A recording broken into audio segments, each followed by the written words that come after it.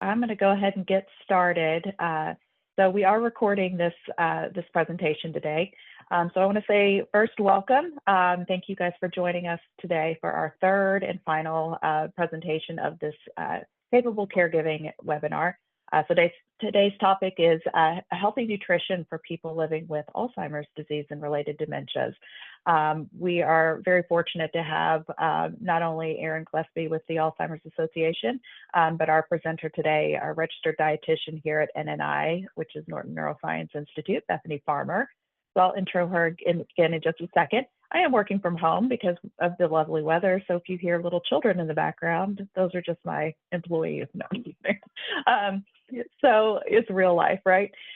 So I will say this is a really important topic just through all aspects of the lifespan is healthy nutrition, but especially to maybe prevent or delay the onset of dementia, but also for just living with this disease. How does diet impact that?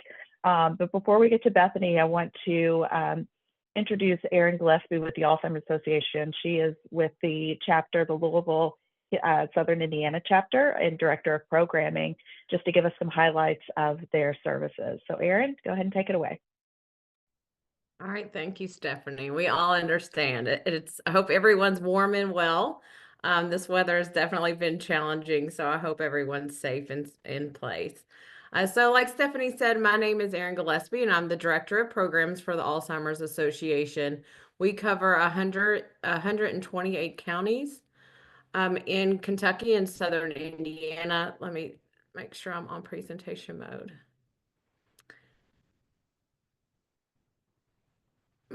Yep. All right. Perfect. So again, we cover 128 counties throughout Kentucky and Southern Indiana, and that goes anywhere from Clark County, Southern Indiana, all the way over to Evansville. So our chapter, what care and support, what the director of programs means is that I lead the team of our care and support. So that is all of our education programs for caregivers, for those living with the disease, for health systems, really raising awareness in the community as well to make sure that people understand what this disease is, the importance of early detection, some of the ways that you can help reduce your risk.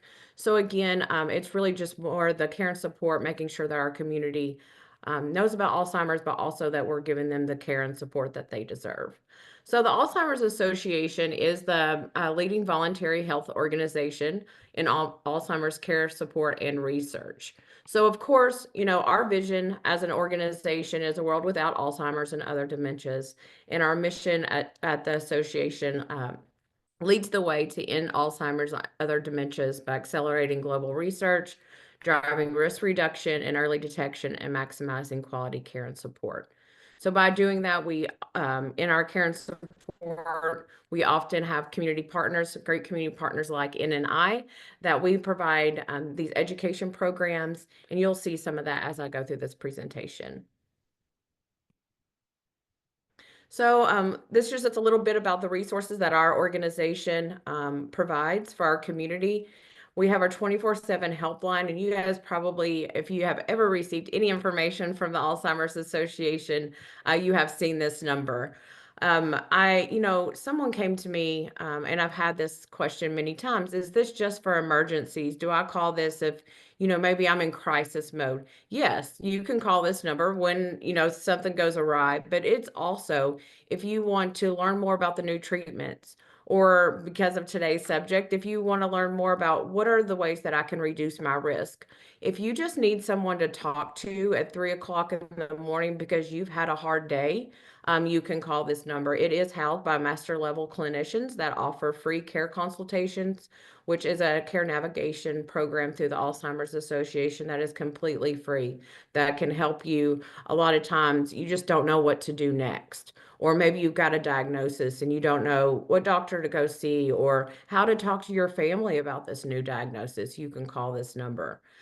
We also host over 28 support groups throughout the state of Kentucky, and I'll show you some of those in just a few minutes. We have education programs, and these education programs are anywhere from the 10 warning signs. If you just need to know maybe I'm seeing some differences in my loved one. Is this something that I should worry about? What does Alzheimer's look like? So very high level education about maybe the signs and symptoms, but also about the disease itself. And then we go into more of our caregiver approach and trainings and education of, different strategies and tips as you navigate this disease as a caregiver. And we also have education programs for people that have younger onset Alzheimer's or that have been newly diagnosed. We have early stage programs. We know that, whenever you do get a diagnosis, sometimes there is a grief process, or you want to reach out to people that get it. And so we have early stage programs.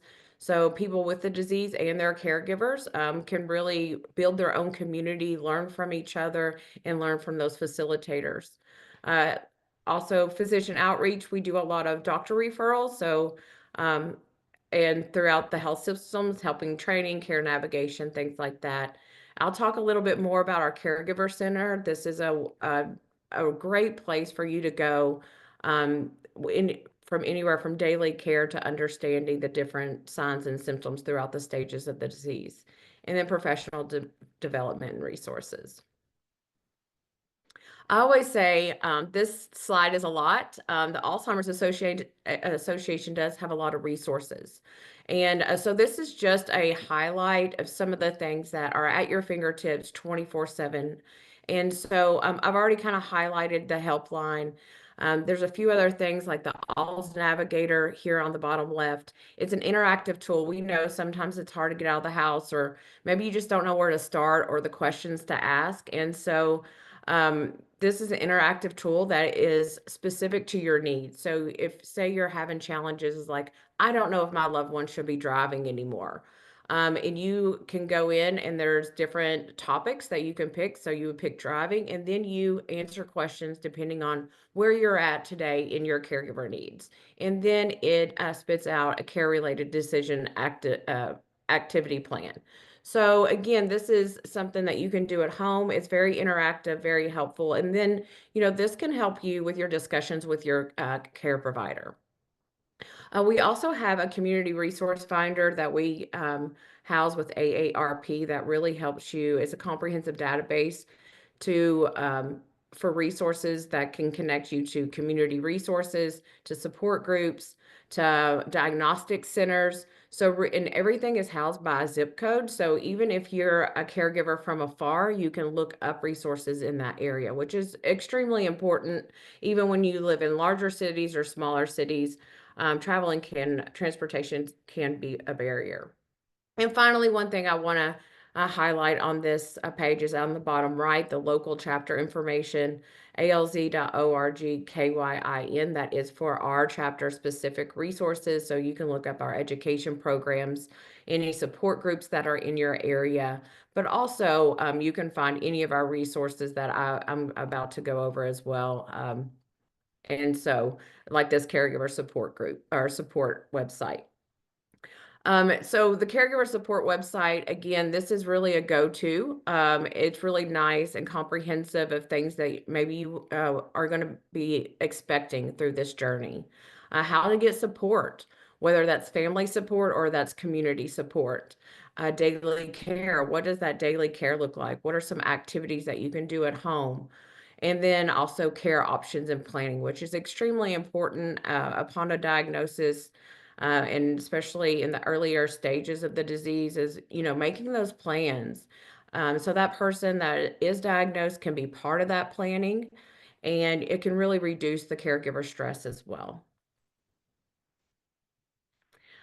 This is a very busy flyer, but this is some of the programs that I mentioned earlier today, earlier in this presentation. Our Empowered Caregiver is brand new. It's really about person-centered care, and it really talks about the different stages of building the foundation of caregiving, supporting independence when that person's still living at home, but maybe they just need some care. How can you still support them independently and treat them with dignity? Communication is a big deal whenever you're going through the different stages of the disease. What does that look like? A lot of, I've had family members come to me and say, my loved one is just repeating themselves all the time. They're being ornery. And understanding those stages and what this disease does to the brain and having some of these tips and strategies can really help alleviate some of that stress and, some of that animosity sometimes you can have as a caregiver. And again, also some of our managing money, again, making sure you have those plans in place and what does that look like? Dementia conversations as well, when we're talking about what are these conversations with my family? What does that conversation look whenever maybe I shouldn't be driving anymore? Or what should I be asking the doctor? So again, some of these hard conversations, there's tips and strategies on how to coordinate that with your family and with your doctors. This is my go-to resource. I use this every day. We're talking about nutrition today. There's information about nutrition on here.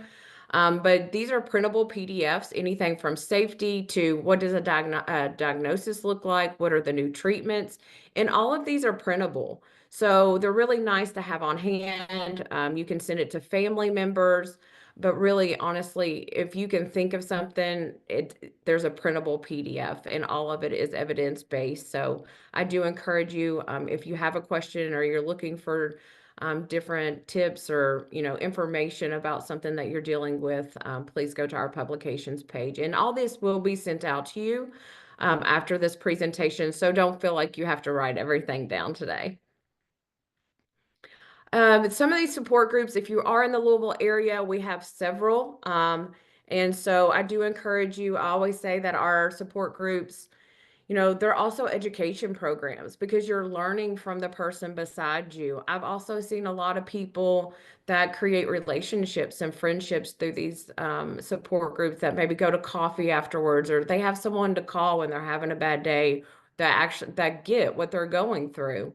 But also you're learning about resources. All of our facilitators are trained by the Alzheimer's Association, and either they have worked in have worked in the aging space or have been past caregivers. So again, don't think that, you have to go and talk the whole time. Maybe you go one time and maybe you don't say anything, but you get to know the group. But again, it is a great learning opportunity, but also a safe space to really create a community. And then we also know that caregiving looks different depending on your relationship to that person. And so we do have a spouse specific support group that is virtual, and that is held on the first Tuesday of every month. Our other support groups are caregivers. So you could have a neighbor or a loved one, a daughter, a son, a wife, but this one is specific to spouses and partners because, again, those intimacy questions and things that you want to talk about, sometimes you don't feel as appropriate, when it's just an open group. So we know that there is a specific, unique need for spouses and partners. I was just talking about the Empowered Caregiver program. We do partner with the department or the Dementia Office Services, sorry, and Dale, the Department of Aging and Independent Living, excuse me. And so we are having our first full Empowered Caregiver program. And again, this is a series, but you can attend them individually. So I know that two of them have already been are in the past. We do have one coming up in January 15th. And so that is the one about supporting independence. I do encourage you to attend. These are great programs. They are online and completely free. And then finally, I would be remiss if I don't talk about some of the things that we do that really celebrate our loved ones and raise funds for research and for our free programs and services. I was part of the walk way before I started working at the Alzheimer's Association as a caregiver for my grandmother. I felt it was just a great way to celebrate my grandmother. As we know, this disease isn't always sunshine and rainbows, but this gave my family a time to come together, remember who she is and who she was, and really just celebrate her life and the memories that we shared together. So if you aren't part of a walk, there's 12 throughout the state of Kentucky and Southern Indiana. If you want to raise funds, you can. If not, if you just want to come out and have fun and remember your loved one and have them walk with you. But also, there are a lot of resources at our walks. So you can walk around, and instead of sending those emails or making appointments, you can see a lot of our community partners right there in real time and ask those questions and get that support. So I know we'll have a Q&A after this. So please feel free to put any questions that you may have in the chat, and then we'll also open it up after the next presentation. So thank you. Awesome. Thank you all so much. And Erin, I always enjoy your overview, and I really hope everybody takes advantage of some of your resources. So next up, we have Bethany Farmer. She's a registered dietitian with us here at the Norton Neuroscience Institute. So Bethany, thank you for joining us today and teaching us all we need to know about how to live well with healthy nutrition. So go ahead and take it away. Thank you. I'd like to thank everybody for logging on today and for listening. I do want to say that I have been a little bit sick, and I apologize. If I start coughing a little bit, I may have to take a pause to take a drink, but hopefully I will be making it through everything just fine. So the topic for today is ingredients for healthy nutrition for those living with dementia.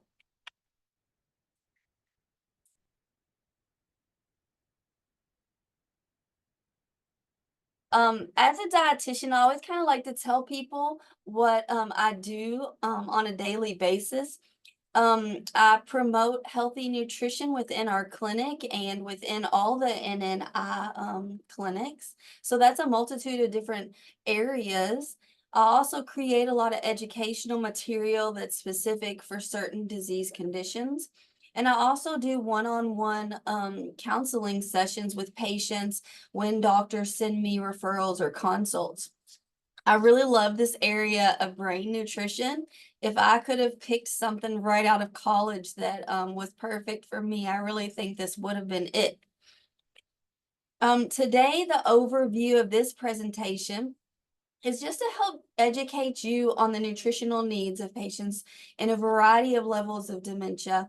Also to provide some practical strategies for meal planning and preparation, and to enhance the quality of life for dementia patients through proper nutrition. Providing good nutrition for dementia patients is kind of like writing a good recipe. And so that's the angle I'm going with today. I thought it would kind of be appropriate to use a recipe as a metaphor in the ingredients that you need to do your best as a caregiver. So one of the ways that writing a recipe is much like providing good nutrition for dementia patients is that they both take time. You have to know what you're dealing with, and we'll talk some more about that. They're both important for setting you up for success. They're both also, you have to keep in mind your audience, the consumer for a recipe, and for you, it's going to be the person that you're caregiving for. Also, recipes need to be easily replicated. We need to know that we're doing things right each time, which is really tricky because this population's mindset oftentimes changes from day to day, and I'll talk about those challenges later on. So, parts of a recipe, what we know about a recipe is that it contains about 6 different parts. The first part is the name, of course. So I'm going to go over that and how it relates to dementia. The second is the ingredients. What foods should we be giving to these patients and amounts? The third part is directions. How do I implement these foods in a positive way? And tools and equipment that you need to be successful, and how to use those tools and equipment as well. So the first part, naming a recipe. Before you name a recipe, you have to know a lot about it, right? For example, you need to know the ingredients. the foods, the flavors, the taste, the feelings that maybe that recipe gives you in texture. Oftentimes when you hear about recipes, sometimes it does include like how it makes you feel, yummy soup or something like that. It also includes the ingredients. Well, for dementia nutrition, it's important to know some things before you start this process as well. One of the things that you need to be familiar with and know is the stage or level of the person that you're caring for. In early stages of dementia, we know that it tends to have people that are more forgetful, possibly slower, poor decision making, a loss of interest in things that they used to be interested in, unlikely to try new things. In the middle stages, increased confusion, possibly an increase in irritability, unusual behavior, possibly difficulty with vision. In the later stages, these patients tend to be more frail. They tend to start to develop some difficulties chewing or swallowing, oftentimes have weight loss, and could possibly have incontinence and difficulty with speech and communicating. So we need to know what our patient is in. Another thing to know before we start to plan for this recipe for dementia nutrition is how it affects different parts of our brain. How does it affect cognitive function?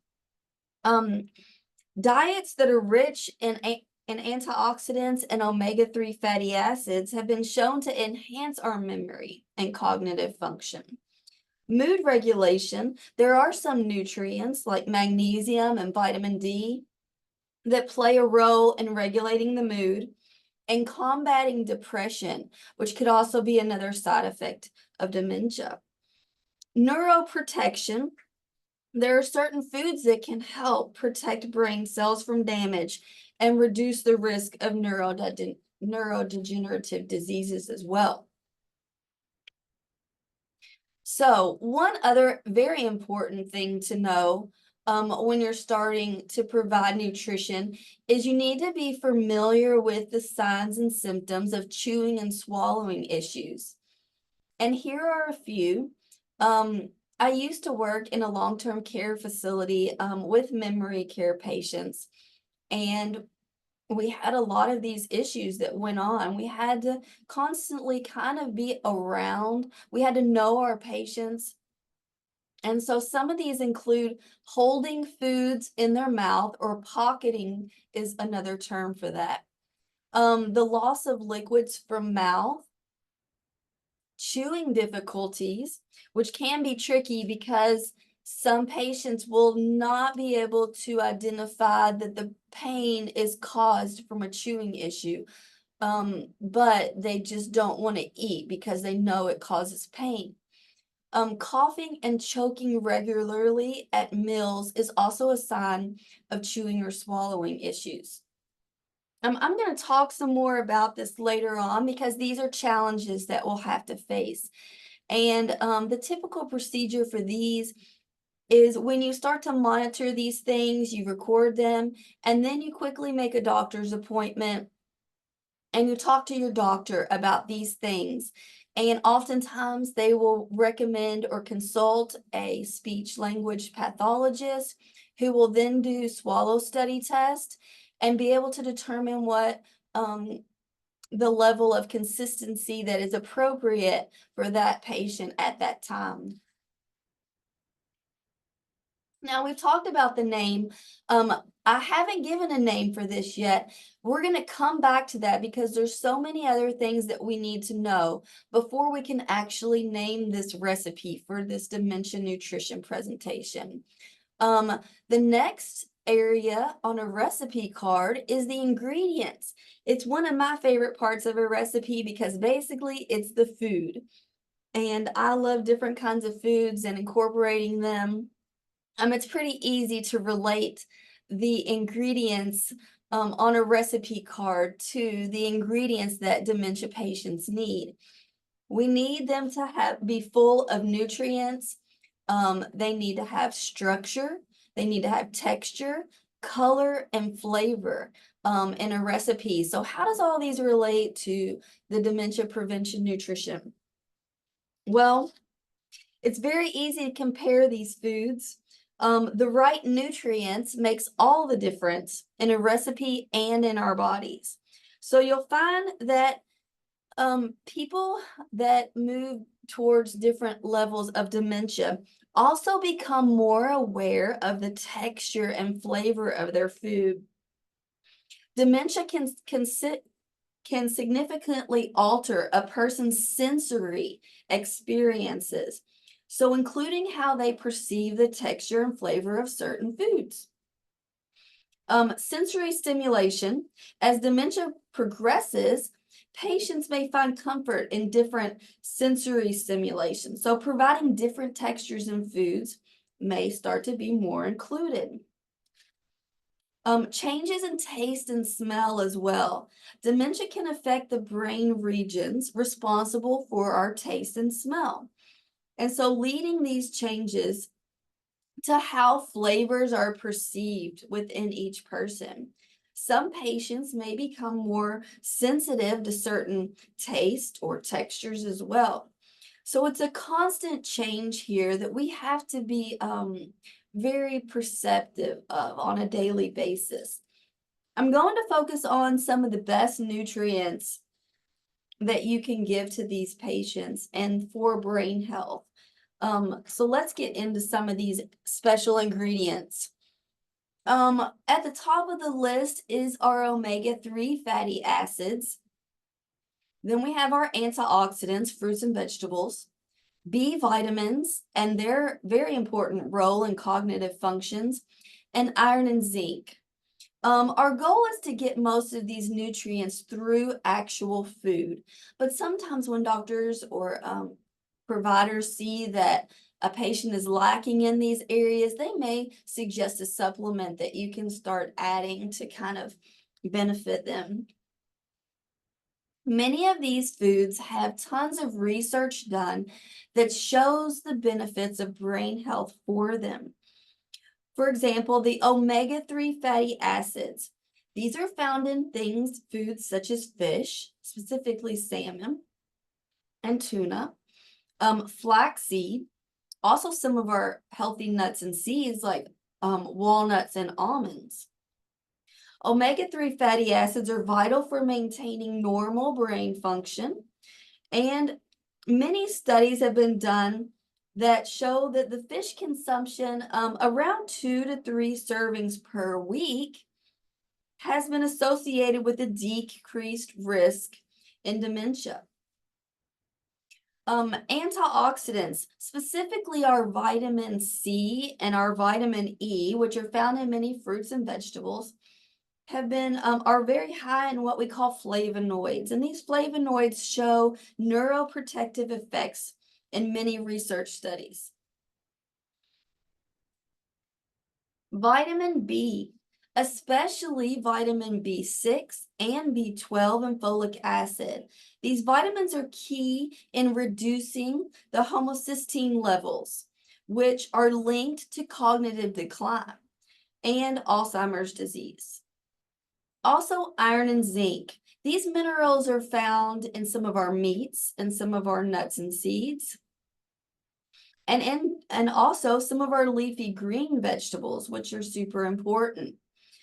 These antioxidants, when they're combined with fiber foods, can help to increase cognitive function and decrease the neurodegenerative effects. Many of these exact foods and nutrients are the main focus of the Mediterranean diet. And so oftentimes you'll hear providers, dietitians in this area recommend a Mediterranean diet. And it's mainly because these foods, they're so prevalent in that diet. So some of these food groups are the main focus of what we call the MIND diet. And the MIND diet stands for It's a combination of the Mediterranean diet and the DASH diet combined. It focuses on these 8 or 9 different food groups and their benefits. Here is a Mediterranean food pyramid. And the mind stands for something. The M is for Mediterranean and DASH. The I is for interventions. The N is for neurodegenerative. And the D is for delay. So this diet has been found to help decrease or delay some of the effects of dementia. In a nutshell, this Mediterranean style diet, it has a focus on whole grains and beans and nuts and seeds, making sure you get somewhere, but depending on your height and weight, making sure you get somewhere between 3 to 7 servings of these per day. And the servings are pretty small, usually around a half a cup. The next on the pyramid for this is the fruits and vegetables. And it's recommended to get somewhere between 5 to 9 fruits and vegetables per day. And again, that sounds like a lot, but the portion sizes are very small. And oftentimes when we have a portion of fruit or vegetable, it is kind of like a double portion. So it focuses on our healthy fats, such as olive oil, avocados, nuts, and seeds. Also, this diet is very high in seafood and fish. It's recommended to get between 2 to 3 servings of a healthy fish each week. And that includes our salmon, tuna, shrimp is also included in there. There's some other ones such as mackerel and sardines. They're included as well. At the top of the list is the dairy, eggs, and cheese, mainly because some of these products tend to be high in saturated fat, which can cause more inflammation in the body. And the sweets tend to be high in sugars or high fructose corn syrup. And sugar is also a food that contributes to large amounts of inflammation in our body. So trying to avoid those 2 groups, high sugar foods and high saturated fat foods, can help to decrease inflammation in our body and in our brain. So along with those 2 things, here is a list of foods to limit. Refined carbohydrates and sugars. These are things like white breads and white rices, donuts, cakes, cookies. Sugar substitutes are also recommended to limit to avoid as much as possible because they are processed and they are usually made with chemicals. We're trying to decrease the amount of chemicals that you put in your body and instead add more natural foods. Processed foods, fried foods, and that includes fast foods, restaurant foods. There are some restaurant foods that you can choose that are on the healthier end, convenience foods, and really trying to limit the saturated fat by limiting your beef to about 1 to 2 times per week. If you do like to eat beef often, choose a grass-fed beef. They tend to have less chemicals given to them, less medicines. They tend to be on the more leaner side and the healthier side for you. I definitely can't go through any nutrition presentation for any condition without discussing the importance of staying hydrated and water. Water is a big component of our brain health, and it's very important. This can come in different ways as well. Tea, especially green tea and turmeric tea, which have some special antioxidant capabilities. Coffee, as long as there isn't a lot of sugar or creamers added to it. Coffee is also very healthy for our liver. And then red wine is also on the Mediterranean diet in a small amount. Now, if you're not a drinker, this is not a time to start. But if you do occasionally drink an alcoholic beverage, Red wine would be at the top of the list of the better ones because it is full of antioxidants.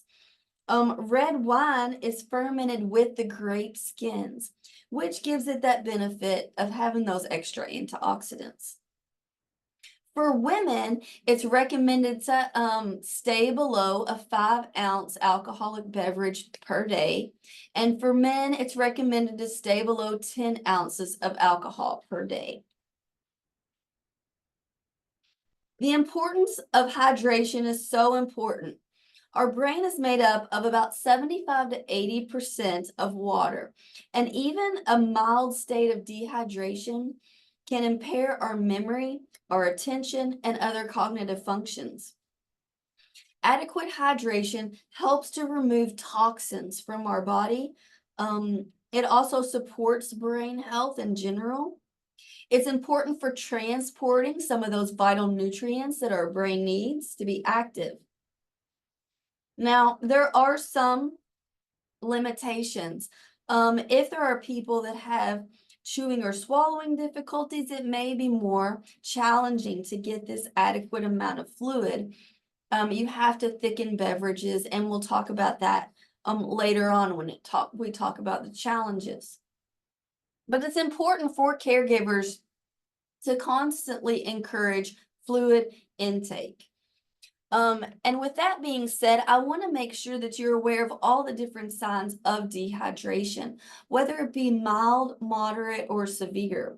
And so here's a great list that I've kind of compiled to help you see what some of the signs of dehydration are. Of course, we know some of these already. Dry mouth and lips, if someone is thirsty, decrease in urine output. Some doctors and providers will kind of ask you to track a patient's output. And oftentimes we had to do that for some in the long-term care facilities as well. Be mindful of the color of the urine. If it's very dark yellow, that could be a sign of some dehydration. Also, patients that are dehydrated start to develop headaches or dizziness or lightheadedness. Now, if a patient is at moderate to severe dehydration, which we sometimes would see, and it is often with patients because they forget that they haven't drank or they don't keep track of it. Their eyes could be a little sunken in. When you go to pinch the skin, it does not bounce back quickly. It will stay in a pinched position. Limiting urine output or dark yellow urine again. One of the biggest signs of severe dehydration that we would see in long-term care facilities is the severe irritability or confusion that a patient had. It often would accompany a urinary tract infection as well. If a patient is super fatigued, if they have severe headaches, if you notice a change in breathing or a weak pulse, low blood pressure, oftentimes we have to check the blood pressure on a daily or weekly basis for some of these patients, and dizziness or fainting. So how can we combat this dehydration? What can we do? Some ways to boost hydration would be to always have fluid in sight, have it within reach. Make sure that you're creating a schedule that includes routine toileting, and oftentimes ask them not to flush the toilet so that you can see the color of the urine. Provide reminders. Some people will have a measurement of how much water someone needs to have in a day. Some people will set timers to either eat or to drink. Some people need cups with handles. Oftentimes, dementia patients do a lot better when they're in a social setting. And so having family and friends around while they're eating and drinking helps them to eat more and to drink more at that time and be more relaxed. Also providing hydration stations around a house or a room where no matter where they roam to, they will see that available to them. So that was a lot about the ingredients, things we need to make sure that patients get on a daily basis. Now, that sounded easy, but we all know that it's not that easy to get them to have all those things. And so the directions of the recipe, I kind of strategize as the meal planning, the strategies, including the tools and equipment that we need to face challenges when these dementia patients are not always going to do what we want them to do to stay healthy. And so we're going to discuss some of these directions and meal planning strategies that you can start to incorporate on a daily basis. One of the first directions is to make sure you have a variety on a plate, and often a variety within a week or a month. It's best for nutrition for all of us to get a variety of food and not stick to a habit of eating the same things over and over. Now, this is easier said than done at some times, especially if a patient seems to be stubborn and wanting the same things every day, all day. It's important to just offer a few items. Now, this plate is full of many, many different items and not necessary on at each meal. What's recommended is that you have 2 to 3 different foods at each meal, focusing on making sure there is a good fiber source, a good protein source, and a good source of fruit and vegetable for your antioxidants. And some of these can even be included in dessert type of items. So maybe you want to add the berries to a yogurt or to a healthy ice cream or something like that. So creating balance is important. When creating meals, there are some strategies that you can use as a caregiver to help yourself. Keeping it simple is one of the best things you can do. You do not have to follow elaborate recipes that include, 10 to 12 different items in a recipe. Keeping it simple can mean something as easy as getting fresh broccoli, chopping it, drizzling it with olive oil, and sprinkling it with a little lemon pepper and popping it in an air fryer or an oven. That takes about 5 minutes or less. It's super healthy, and it can be your main vegetable at that meal. Another thing you can consider is if you do cook in a larger volume, which is called batch cooking, you can save some of these for leftovers, or you can freeze them for later on when you don't have as much time to prepare. Purchasing pre-made meals, you would want to be very cautious of what's included in these pre-made meals, but it can also be a time saver. Also, when you're in a pinch, and if at any time you're having to care for yourself more, then maybe getting assistance from friends, family, might be something that you need to look into. And having basically a plan B is what I call it, for when you're not able to provide those meals at that time. If you're unaware of some of the agencies within our area, I know before I began talking, there was some good information given. And I'm sure Erin can always share some more if you have any questions about assistance in our area or your area. But also social workers in clinics have an array of information that they can provide on where to get food from as well. These tips are from the National Institute of Aging, which are really great and provide good directions as well for, beginning to prepare those habits that will really be beneficial as the disease progresses, or, even before it begins. These habits are good for anyone. Serving meals in a consistent place, way, and time. Offering foods that are familiar, and maybe one or two new ones as well. Using meal times to talk about things that you both enjoy or the patient enjoys.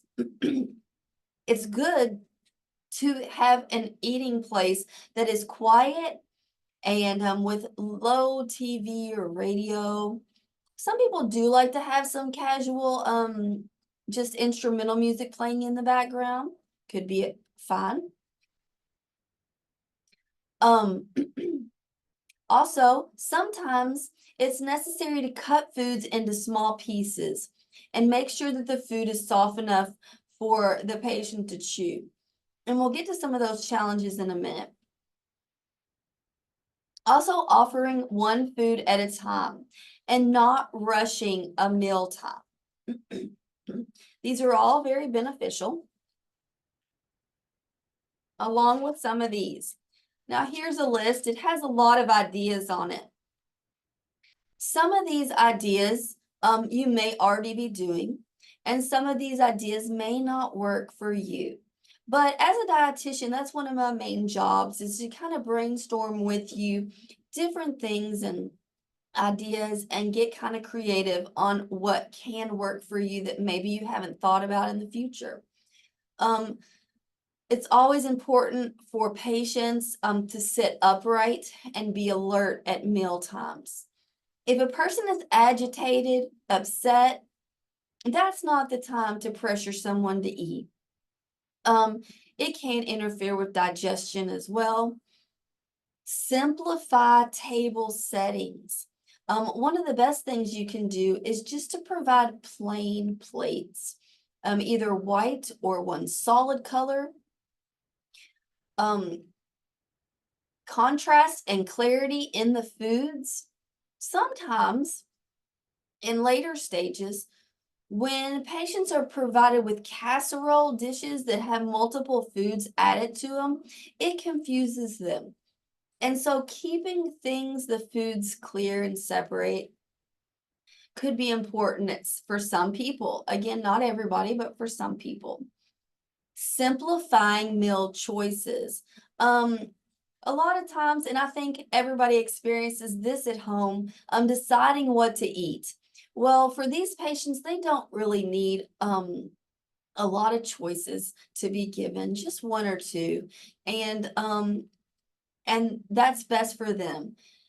Ample time for meals, it's important. Try not to rush them. Encourage, again, social dining with friends, family, church. And then if you start to notice some repeated things, write it down and start to brainstorm yourself, addressing these repeated inquiries about meal times and what you can do as a caregiver to help resolve these issues.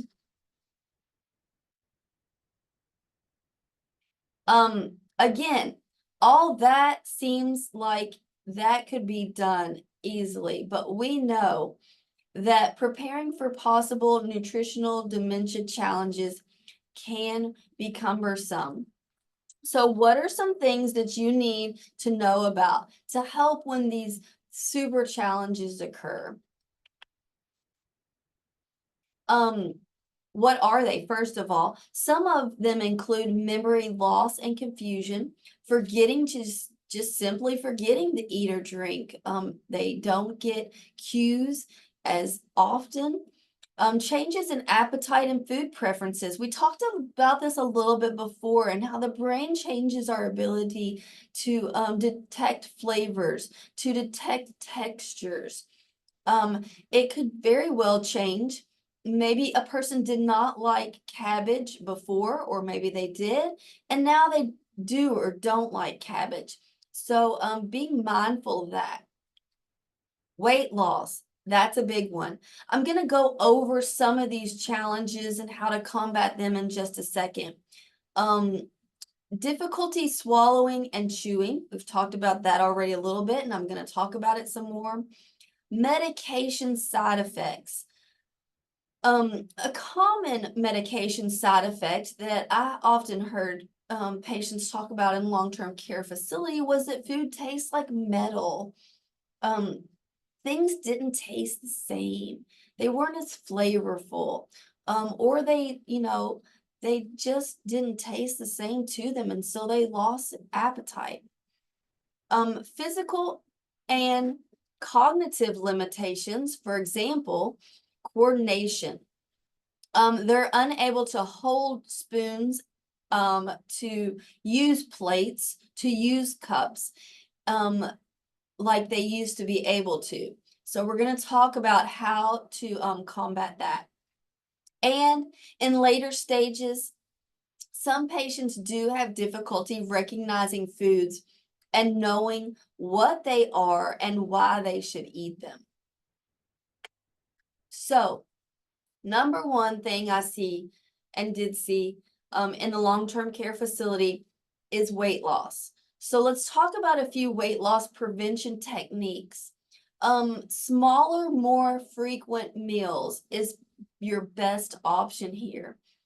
Cutting back on portion sizes, but having those meals and then a snack 3 to 4 hours later. Having a schedule for these. And I'm going to talk about some healthy supplements that have an excessive amount of calories in them to help prevent this weight loss as well.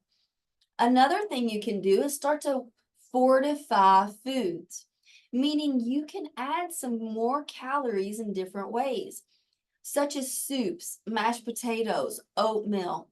You can add some protein powders. You can add some whole milk. When you start to see weight loss occurring, you tend to start to not focus as much on the fats, but if you can find a way to add a healthier fat, then that's the best option. But we do tend to move towards more whole milks when we fortify soups, oatmeals, and different food items. Supplements. I'm going to show you a list of supplements on the next slide. A lot of us already know about the drink supplements such as Boost or Ensure, Premier Protein. I often have a lot of people tell me they use that. But there's some other ideas too that I'm going to throw at you that might work for you.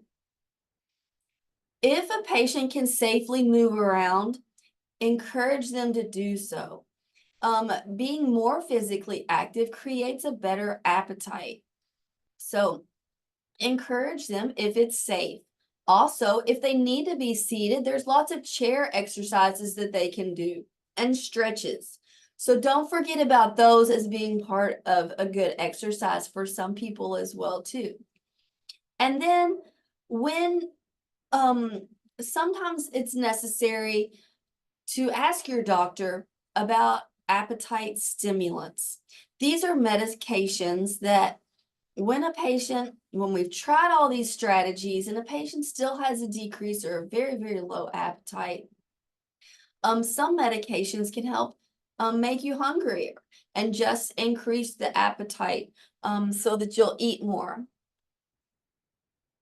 So here is a small little list that I kind of created. A lot of these were given at the long-term care facility that I worked at. And so you'll see here your drink supplements. I just had, the Ensure Max Pro has a really great source of protein in it.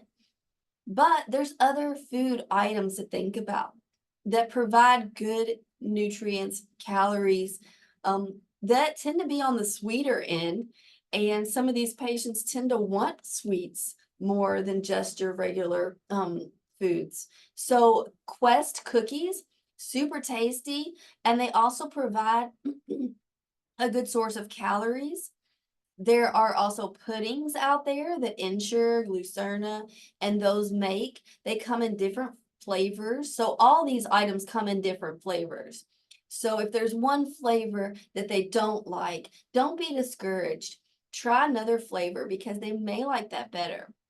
There's also Carnation Instant Breakfast. Um, there's a frozen dessert, which is kind of like an ice cream that is called Magic Cups. And they have like over 300 calories in that little bitty cup. And it's sweet, and patients tend to like those.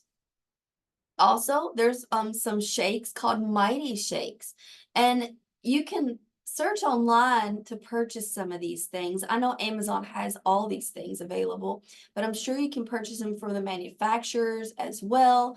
Mighty Shakes are a cheaper version of a supplement drink. Now, they're not going to provide all the vitamins and minerals, but what they do is they're a cheaper cost and they add extra calories.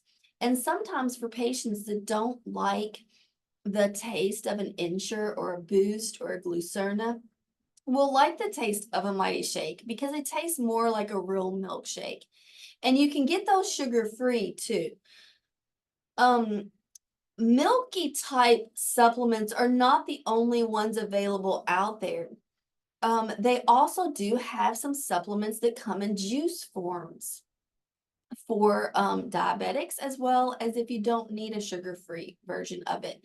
So if the patient or doesn't like that milk type based drink, search out those juice type of supplements.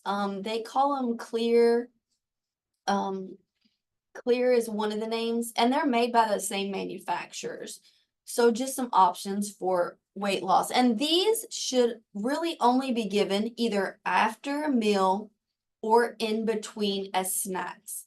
These are not meal substitutes. A meal should still always be offered as the base of the nutrients. These are just added on after a patient has already eaten a certain amount of regular food, fresh fruits and vegetables. Also, we don't want to interfere anymore with their appetite. And so if they fill up on these, then they're not going to be hungry to eat the regular fruits and vegetables and whole grains and fish that are have the super healthy nutrients that they need. Chewing issues. This can be a reason and a challenge why some people have a low appetite. It really has nothing to do with their appetite. It has to do with the pain that they're experiencing. And they can't like pinpoint it for some people. They can't pinpoint that it's their tooth or their mouth. It's just overall their mouth that is hurting them. And so it will, they don't want to they don't want to have any pain, so they're just not going to eat. Well, making sure that you keep track and help them and remind them that regular dental care is super important to keep our gums and our teeth healthy. Also, if a patient has dentures or false teeth, it's super important to keep them clean on a regular basis. These, as a person begins to lose weight, they can also begin to not fit as well in their mouth. Could cause problems, could cause them not to be able to chew well for some foods that they were normally able to chew well. All these things play a big role in the nutrition care. So keep these things in mind. Back to the swallowing issues. Again, I want to stress some of the challenges and to always be mindful of some of these things. If they have difficulty swallowing in general, they just, sometimes they hold their throat, or they'll say that hurts when I try to swallow that, even in foods that are pre-cut.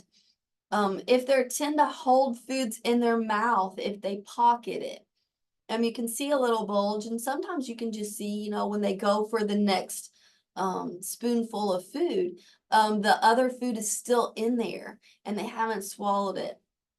Choking and coughing.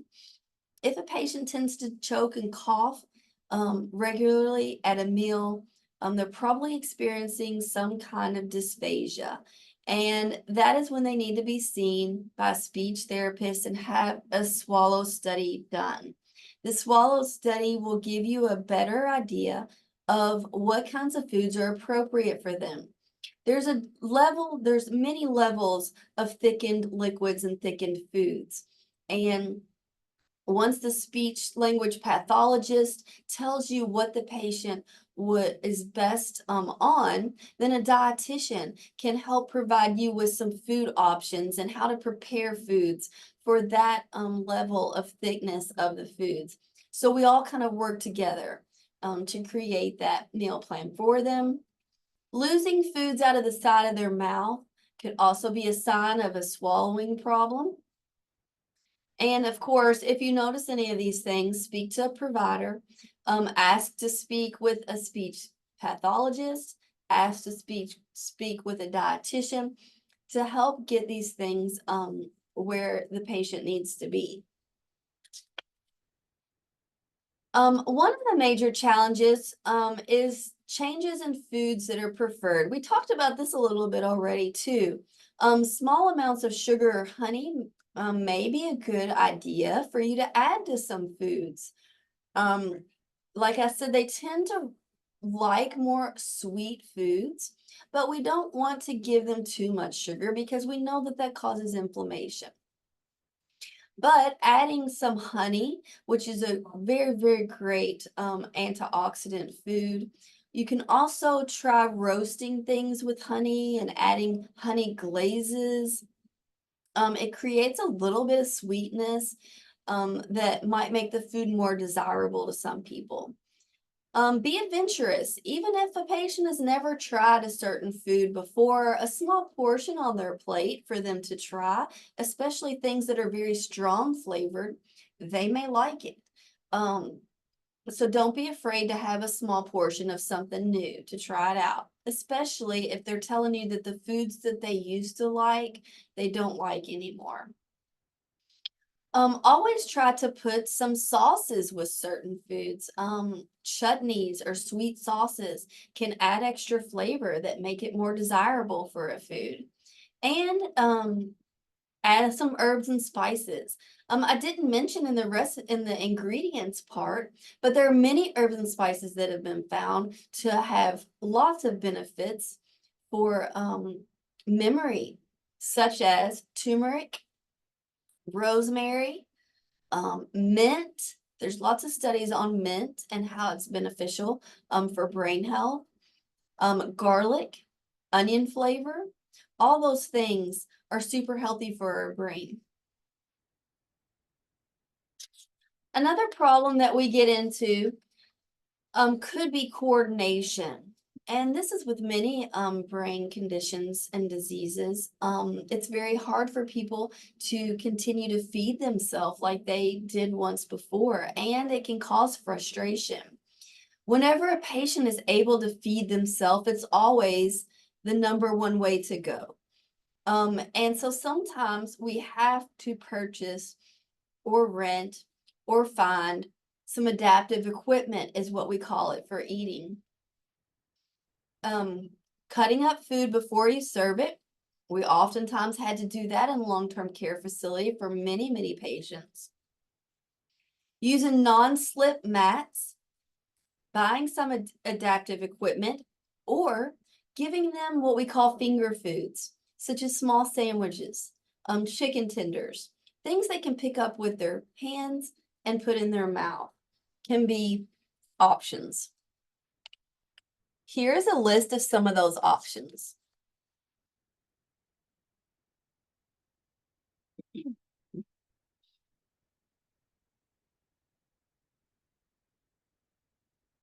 You'll see there the bowl.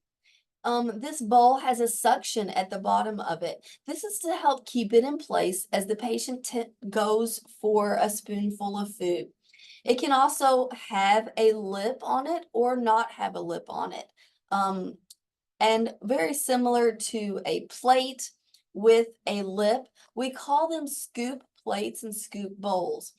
Because a patient is able to move the food over to the side of the bowl or to the side of the plate, it will they will scoop up the food onto their utensil, which makes it a lot easier for them to bring up to their mouth. Some people need cups with lids, and there's a lot of variety of cups with lids out there. I don't think we here are in any shortage of cups with lids. Most people carry those around all day, every day. So should be pretty easy. Ones with straws are probably going to be a better bet for these patients. And then there's a variety of utensils. There are some that are weighted with a curved utensil on it, and then some that are just weighted. And those really help to stabilize when a patient brings up the food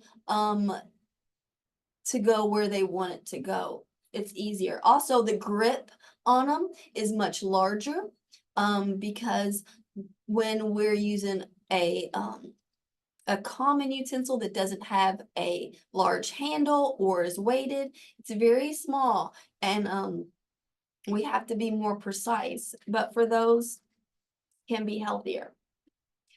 So these are some of the challenges, and so we've talked about a lot of different things here. Just again, I've been throwing out some ideas for you to think about in the future. So with every recipe, there's a chef, there's a baker, there's someone preparing this recipe. And for our talk today, we're going to relate these people to the caregivers and the caregiver's role in helping this recipe to be successful. The role of the caregiver in nutritional support is to be an advocate for the patient. Be aware of what they need.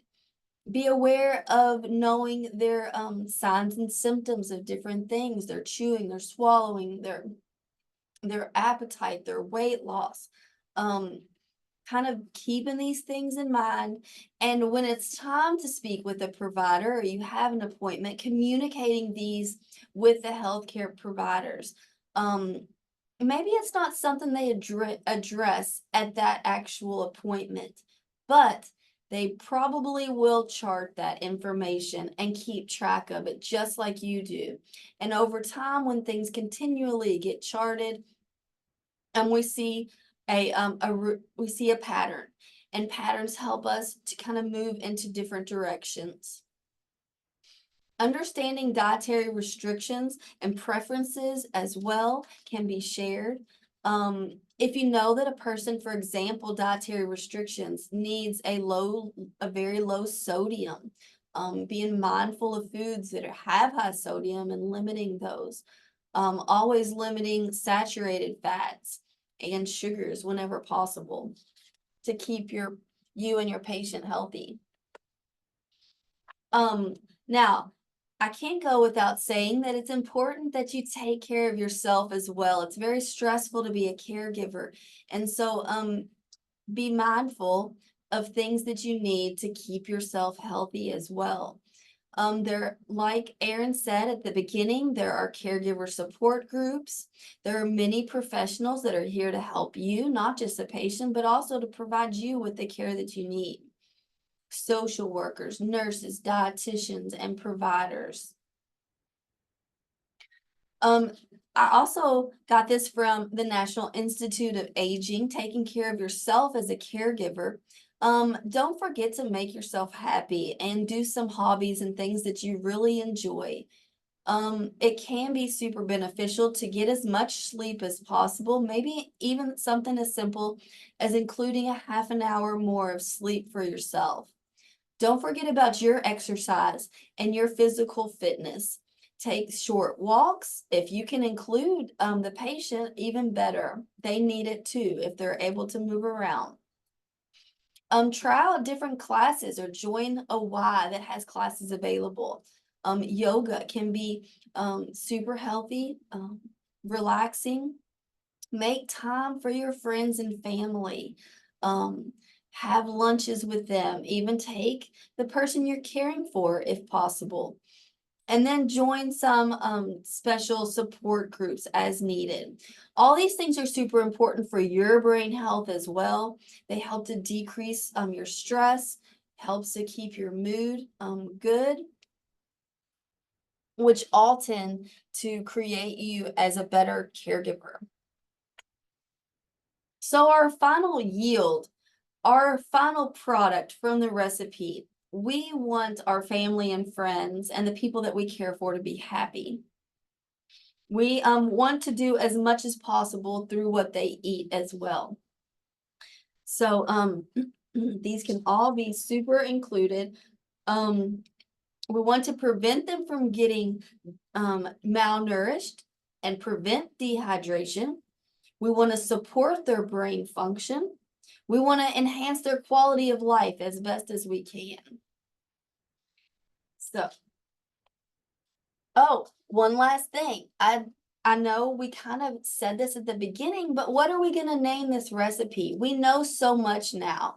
And so just a quick review, the good nutrients, the Mediterranean diet, omega-3s, antioxidants, fiber, vitamins and minerals, and we have been told about many of the tools and equipment and weight loss prevention strategies.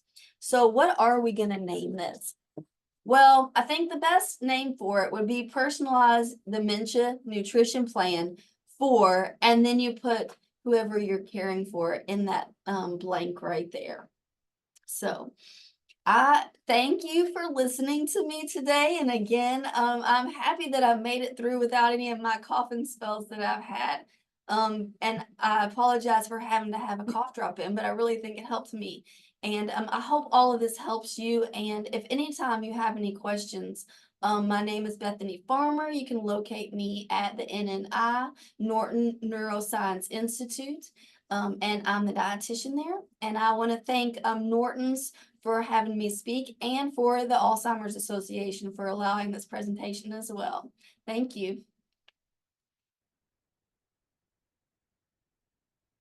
That was fantastic. And you did great, Bethany, and not just the content, but yeah, coughing fits. This just goes to show it takes a village for all that we do for our loved ones and for care partners, just because I love our neurologist. I don't think they could have given you that information. They would have said that they couldn't have given you that information. So being able to have Bethany available to us is just absolutely fantastic resource. So, and I love the creativity, Erin, as you know, too, in some of your educational programs, and just working with patients, it takes a lot of creativity, and that even is applicable when it comes to nutrition. So I love the hydration stations around. Just sometimes making things visible, is really helpful. Those healthier foods that are visible, but finding extra creative ways to get calories in. So you listed a lot of good information. So again, this video will be on our playlist at the Norton Neuroscience Institute Resource Center. And so I listed the link in the comments. And so if you ever just go to the Norton Neuroscience Institute Memory Center, Google that, you can find a link for educational videos. So I don't think we have any questions or comments. Some of the best information I have ever received, aside from what you just provided, has been from the experience from other care partners going through the same thing. So I highly encourage you to attend support groups just so you can learn from others, especially as it relates to nutrition, which can be so challenging. So Bethany, Erin, any parting words? No, just thank you all. And this was great information. Thank you, Bethany. And because it can be very challenging. So always reach out for support. We're here to help. And if you have any questions or just need resources, please reach out to the Alzheimer's Association, NNI. We are here to help you. Thank you, guys. Thank you. Thank you all so much. And we look forward to seeing you in the future at some of our programs. Bye, everybody. Absolutely.